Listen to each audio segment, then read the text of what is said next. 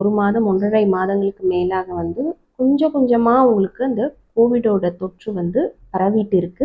So இது வந்து ரொம்ப அது வீரியம் அதிகம். அதனால திரும்ப பழைய நிலைக்கு வந்து ரொம்ப தீவிர நிலையை எல்லாருக்கும் ஏற்படுத்தும் அப்படின்னு கிடையாது. வீரியம் குறைந்த கொரோனா வைரஸ் தான் பரவிட்டு இருக்கு அப்படின்றது வந்து ஆராய்ச்சியாளர்களின் தகவல். அந்த தகவல் படி எனக்கு என்ன கிடைச்சதோ அந்த விடயங்கள தான் உங்களுக்கு பகிர்ந்துக்கிறதுக்காக இந்த பதிவு. சிம்பிளா சொல்றேன். வைரஸ் வந்து மாறும் அப்படின்னு சொல்றாங்க இல்லைங்களா? ஸோ இந்த மாற்றம் வந்து எல்லா வைரஸ்க்கும் நடக்கும். பட் கொஞ்சம் வந்து ஸ்லோவா இருக்கும். ஆனா கொரோனா தொற்று வந்து ரொம்ப உங்களுக்கு வேகமா பரவுது. அந்த உருமாற்றம் ஏன் வேகமா நடக்குதுன்னா, அதுல இருக்கிறது வந்து அந்த உட்கருவியல்னு சொல்வாங்க. ஒவ்வொரு உயிருக்கும் இருக்கக்கூடிய அந்த ஆர்என்ஏ, டிஎன்ஏன்னு சொல்லுவாங்கல்ல. அந்த ஆர்என்ஏ வந்து ரொம்ப வேகமா பெருக்கம் அடையக்கூடியது. இன்னொரு உயிர்ல போயிட்டு கொரோனாவோட ஆர்என்ஏ.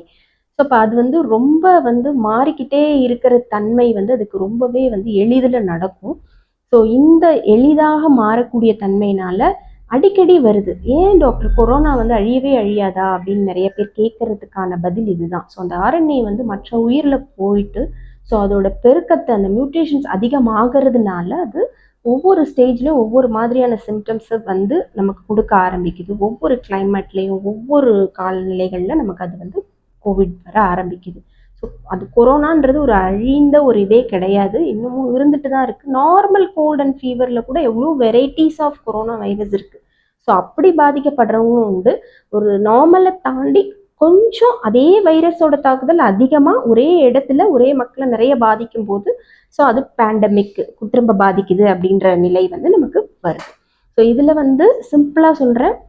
திரும்ப அதே மாதிரி த்ரோட் பெயின் இல்லை ரன்னிங் நோஸ் இல்லை ஒரு தலைவலி அந்த மாதிரி தான் ஆரம்பிக்குது. ரொம்ப வந்து ரேர் அப்படின்னா கொஞ்சம் வயிற்றுப்போக்கோட இருக்கு, ஃபீவர்.